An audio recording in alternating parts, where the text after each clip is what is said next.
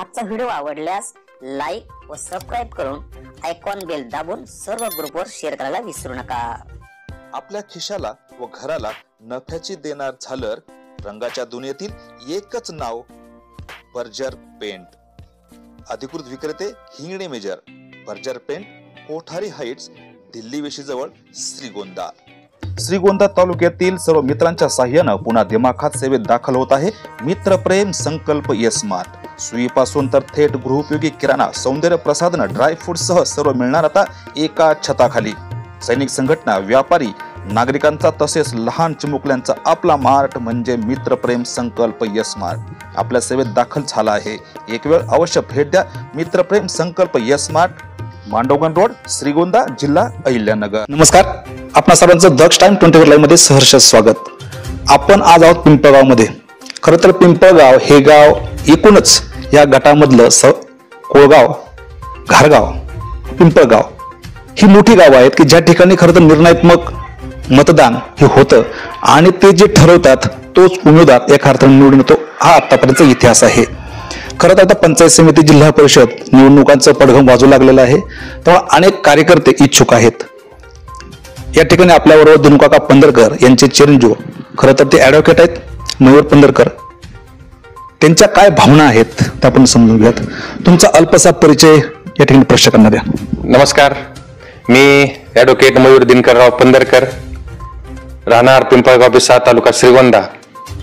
मी 2011 साली कायद्याची पदवी घेतल्याच्या नंतर आमच्या पंधरकर परिवाराला जो राजकीय वारसा चालत आलेला आहे त्या राजकीय वारशाच्या माध्यमातून आदरणीय बबनदादा असतील, आदरणीय आमदार विक्रमदादा पाचपुते असतील, त्याचबरोबर माजी खासदार सुजयदादा विखे पाटील असतील, या सर्वांच्या मार्गदर्शनाखाली गेल्या 4-5 वर्षापासून आपल्या मतदारसंघामध्ये खरं तर काम करत आहे। मी गेल्या 8 वर्षापासून पिंपळगाव ग्रामपंचायतचा सदस्य म्हणून त्या ठिकाणी काम करत आहेत। माझं पिंपळगाव परिसरातील काम पाहून आदरणीय विखेदादांनी गेल्या 2 वर्षापूर्वी मला श्रीगोंदा तालुका भारतीय जनता पार्टी युवा मोर्चाचा तालुकाध्यक्ष म्हणून त्या ठिकाणी काम करण्याची संधी दिली आणि हे काम करत असताना मी गेल्या नुकत्याच झालेल्या आपल्या विधानसभेच्या निवडणुकीमध्ये आदरणीय विक्रमदादा यांच्या मागे या युवा मोर्चाच्या माध्यमातून एक खूप मोठी तरुणांची त्या ठिकाणी फळी उभा केली आणि परिसरामध्ये या माध्यमातून जो निर्णय दिसून आलेला आहे आपल्या सर्वांना माहित आहे। कुठली उमेदवारी करताना, निवडणूक लढताना प्रत्येक उमेदवाराचं काहीतरी व्हिजन असतं। असं आपल्या कोळगाव गटामध्ये, गणामध्ये काय आपलं व्हिजन काय आहे? व्हिजन म्हणजे मी आत्ताच सांगितलं की माझ्या तरुणांसाठी रोजगाराच्या संदर्भात मला काम करायचंय। मी आता बऱ्याच ठिकाणी जातोय, मी सांगितलं त्याप्रमाणे शाळा खोल्यांचे प्रश्न खरंच महत्वाचा प्रश्न आहे की आज एकीकडे कॉन्व्हेंट स्कूलचे प्रमाण वाढत असताना सर्वसामान्य शेतकऱ्यांची मुलं, सर्वसामान्य नागरिकांची मुलं या ठिकाणी मराठी शाळेत शिक्षण घेत आहेत। शिक्षणाचा दर्जाही अतिशय चांगला आहे, परंतु शाळा खोल्यांची परिस्थिती जर आपण पाहिली तर अत्यंत खराब आहे। ह्या प्रश्नावर देखील एक चांगल्या प्रकारचं काम करायचंय। त्याच्यानंतर आमचा कोळगाव गटातील कोळगाव गणामध्ये सुरेगाव, उखलगाव, त्याच्याबरोबर घोटेवाडी, मुंगसगाव हा थोडा ड्राय एरिया येतो। ह्या ड्राय एरियामध्ये थोडं आमच्याला उन्हाळ्याच्या एका सीझनमध्ये पाण्याची कमतरता जाणवते। मग माझ्या शेतकऱ्यांसाठी विसापूर तलावातून कायमस्वरूपी पाण्यासाठी काय आम्हाला लाडा उभा करता येईल किंवा विसापूर तलावाच्या खालील शेतकरी जे आहेत, विसापूर तलावाच्या खालच्या गावातील जे शेतकरी आहेत यांना कायमस्वरूपी पाण्यासाठी कसा लाडा उभा करता येईल ह्या बाबतीत देखील आम्हाला त्यापैकी काम करायचं आहे। त्याचबरोबर लाईटचा प्रश्न देखील या ठिकाणी वेळोवेळी सातवत असतो। त्याच्यामुळे आम्ही बऱ्याच ठिकाणी आदरणीय विखेदादा असतील, सुजयदादा असतील यांच्याकडे देखील वेळोवेळी गटातील लाईटच्या संदर्भात पाठपुरावा करत आलेला आहेत। त्यांनी पिंपळगाव पिसा येथे आणि चिखली येथे आमच्या मतदारसंघात 2 सबस्टेशन दिलेले आहेत।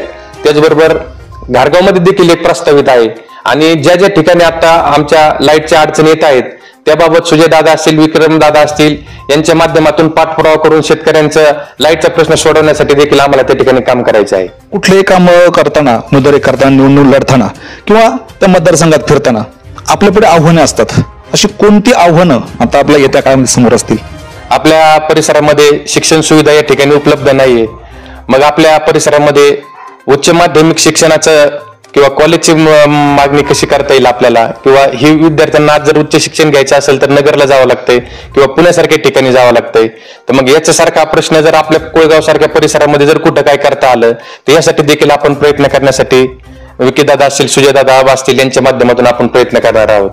अनेक वेळा असं घडलेलं आहे की नेत्यांनी आपल्याला नाकारलंय, दिनू काका असतील वगैरे यांना नाकारलेलं आहे, परंतु जनतेने स्वीकारलंय. याबद्दल काय सांगाल? आता याबाबत जर सांगायचं झालं तर आमच्या कुटुंबाची पार्श्वभूमी म्हणजे आम्ही शेतकरी कुटुंबातून झालेलो आहे. आज पण आम्ही शेती, प्रमुख व्यवसाय आमचा शेतीच आहे.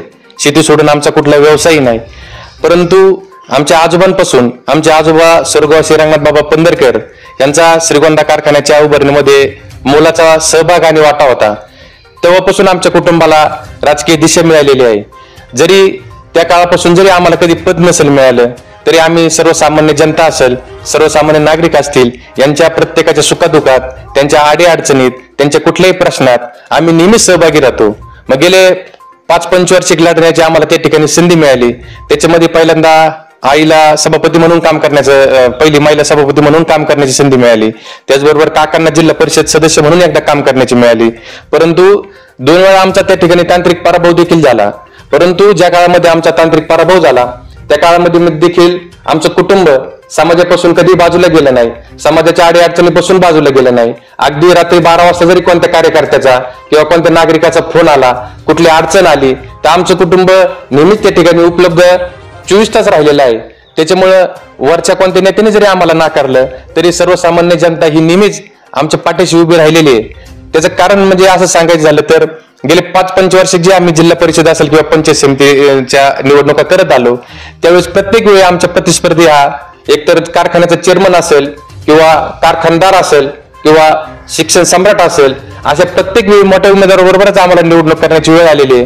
परंतु सर्वसामान्य जनतेशी आमचे नाव जोडले गेलेले असल्याने समाजाने कधी आम्हाला कधी त्या ठिकाणी अंतर दिलं नाही आणि त्यामुळे आम्हाला नेहमीच या गटामध्ये प्रतिनिधित्व करण्याची संधी मिळत आलेली आहे. खरं तर मला असं एक विचारायचं, कारण दिनू काकांचं राजकारण खूप मोठं आहे. तालुक्याचं असेल, जिल्ह्याचं असेल, दिनू काकांना बरोबर घेतल्याशिवाय, त्यांचा विचार घेतल्याशिवाय तालुक्यातला, जिल्ह्यातला कुठलाच नेता कुठलाच निर्णय घेत नाही.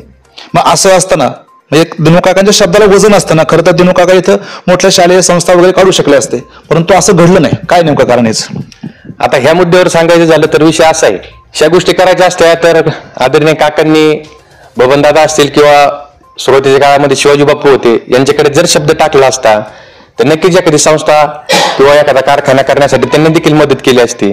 परंतु काही गोष्टींचा जर आपण विचार केला की ज्या नेत्यांकडे आज कारखाना असतील किंवा शिक्षण संस्था असतील तर त्यांचं समाजाकडे नक्कीच दुर्लक्ष होतंय. आणि आमच्या कुटुंबाची परिस्थिती अशी आहे की आम्ही पूर्ण वेळ समाजासाठीच झटतोय. त्याच्यामुळे जर ह्या गोष्टीत आम्ही वेळ घालवला असता की एखादी शिक्षण संस्था काढायची किंवा कारखाना काढायचा आहे तर कदाचित समाजाची आमची नाळ तुटलेली असती आणि कदाचित जर ही समाजाची जर नाळ तुटलेली असती तर मग आज परिस्थिती वेगळी दिसते, अशी समाजाने आम्हाला कदाचित स्वीकारलं पण नसतं. आणि त्यामुळे आमच्या कुटुंबाचा बराचसा वेळ या ठिकाणी समाजाच्या सेवेसाठी, समाजाच्या अडचणी सोडवण्यासाठी जातो. कदाचित या गोष्टीमुळे ह्या गोष्टी आमच्या थोड्या बाजूला राहिल्या. आणि या सर्व गोष्टींच्या माध्यमातून या गेल्या 7-8 वर्षामध्ये मी देखील समाजकारणामध्ये, राजकारणामध्ये आदरणीय जिल्हा परिषद सदस्य दिनू काका पंधरकर असतील, आदरणीय बबनदादा असतील, आदरणीय विकीदादा असतील, त्याचबरोबर सुजयदादा असतील, या सर्वांच्या मार्गदर्शनाखाली खरं तर गेल्या 7-8 वर्षापासून मी खरं तर काम करतोय. गेल्या 8 वर्षामध्ये मी ग्रामपंचायतच्या माध्यमातून आपण जर पाहिलं तर एक चांगल्या प्रकारचं काम करण्याचा प्रयत्न केलेला आहे. युवा मोर्चा माध्यमातून श्रीगोंदा तालुक्यामध्ये देखील एक खूप चांगल्या प्रकारचं काम करत आलेलं आहे. आणि आमच्या कुटुंबाची प्रतिमा म्हणजे आजही तुम्ही गटामध्ये जाऊन कुठल्याही गावात गेले, कुठेही चौकशी केली तर आम्ही कुठल्याही कॉन्ट्रॅक्टरकडे हस्तक्षेप करत नाहीत, कुठले टेंडर आम्ही कुठे भरत नाहीत, आमचे कुठलेही उद्योग नाहीत. त्याच्यामुळे एक स्वच्छ प्रतिमा म्हणून आमच्या कुटुंबाकडे पाहण्याचा या ठिकाणी सर्व समाजाचा प्रयत्न असतो. त्यामुळे या माध्यमातून मी एवढंच सांगतो की पक्षाने जर आम्हाला यावेळी संधी दिली तर ते नक्कीच आम्ही राहिलेले प्रश्न पूर्ण करू. आणि आदरणीय विकीदादा असतील, आदरणीय सुजयदादा असतील, या सर्वांच्या माध्यमातून भारतीय जनता पार्टी असेल, या सर्वांचे हात बळकट करण्याचं काम या ठिकाणी करू. इतकंच या ठिकाणी या मुलाखतीच्या माध्यमातून सांगतो. धन्यवाद. खरं तर सर्वांचे सुपरिचित दीर्घ राजकारणी असलेले दिनू काका पंधरकर आपल्या बरोबर आहेत. खरं तर त्यांचे चिरंजीव यावेळेशी या पंचवार्षिकला इच्छुक आहेत. दिनू काकांची भावना काय आहे की या निवडणुका पाठीमागे आपण समजू घेत. काका काय सांगाल, कारण जिल्हा परिषद पंचायत समिती निवडणूक आता लागते, आपला चिरंजीव इच्छुक आहे, त्याबद्दल काय सांगाल? निवडणुकीमध्ये आम्ही स्वतःचा स्वार्थ कधीच पाहिला नाही, समाजाचं काम पाहिलं आणि समाजाच्या कामात कधीच कमी पडलो नाही. त्याच्यामुळं मी 25-30 वर्ष समाजकारण राजकारण करीत असताना मला उमेदवारी मिळेल का नाही मिळेल, मी निवडून येईन का नाही मिळेल, पण समाजाच्या प्रश्नाची सतत राहिलेले तालुक्याच्या जडणघडणीमध्ये बबनदादाला सतत साथ करीत गेलो. इतर नेत्यांना बी त्या ठिकाणी कारखाना असेल, कारखान्यात राजदादांना सहकार्य करण्याचं काम केलं. त्याच्यानंतर दुसरा कुकडी कारखाना असेल बिनविरोध करण्यास त्याचं सुद्धा राहुलदादांना सहकार्य करण्याचं काम केलं. दत्ताभाऊ पानसरे असतील त्यांना सुद्धा पंचायत समितीला ज्या टायमाला तुम्ही जिल्हा परिषद दादा देत असताना तुम्ही पंचायत समितीची उमेदवारी स्वीकारली आणि जिल्हा परिषदेची मला दिली. त्या टायमाला मी पडलो, पण तुम्हाला दोन्ही पंचायत समित्या निवडून आल्या. पण माझं म्हणजे मी एक प्रकारे दत्ताभाऊ सुद्धा सहकार्य करण्याचंच काम केलं. घनश्यामांनी सुद्धा मला अनेक राजकारणात जिल्हा परिषदेमध्ये मदत केली, परंतु घनश्यामांची उतरे मला कोणत्याच पद्धतीने करता नाही आली. परंतु आता मी 4-5 टर्म निवडणुकीत पडू येऊ, पण मी समाजाची नाव सोडली नाही. 2 पंचवार्षिकला आमचे पराभव जरी झाला तरी समाजाशी आम्ही सतत प्रश्नाशी निगडीत राहिलो. आणि आजही मला जरी म्हणण्यापेक्षा मुलगा तरुण आहे, होतकरू आहे, आणि तो माझ्यापेक्षाही वकील असल्यामुळं जास्तीत जास्त प्रश्नाशी तो निगडीत राहून राहिलेली सामाजिक कामं पूर्ण करील याची मला खात्री आहे.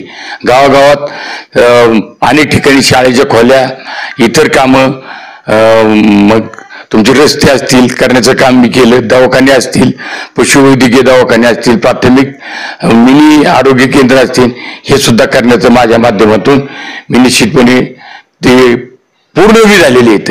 पण जे काही राहिलेले आहेत शाळेच्या खोल्याच्या बाबतीत या नगर जिल्ह्यामध्ये जिल्हा परिषदेमध्ये जवळजवळ 1200 शाळेच्या 1200 ते 1300 शाळेच्या खोल्या निर्लेखनात आहेत.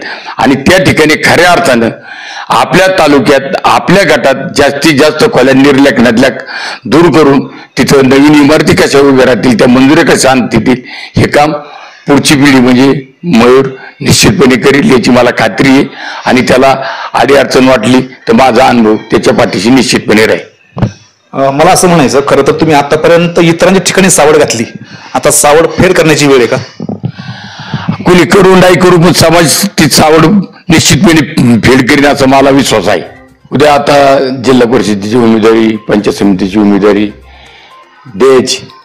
मग आता पक्षसृष्टी, आता मी जरी असलो म्हणजे बबनदादांच्या बरोबर जरी असलो तरी बबनदादांचा अनुभव जवळजवळ 40-45 वर्ष या तालुक्याचा पूर्णपणे सर्व त्यांच्याकडे आहे. आणि त्यांना जो योग्य उमेदवार वाटेल तो योग्य उमेदवार ते देतील, त्याचं काम साऱ्यांनी करावं अशी माझी अपेक्षा आहे. पिता पुत्रांच्या भूमिका आहेत, आपण त्या समजून घेतलेल्या आहेत, अगदी स्पष्ट आहेत, आरशासारखं ते स्पष्ट आहे आणि समोर आहे, पारदर्शी आहे.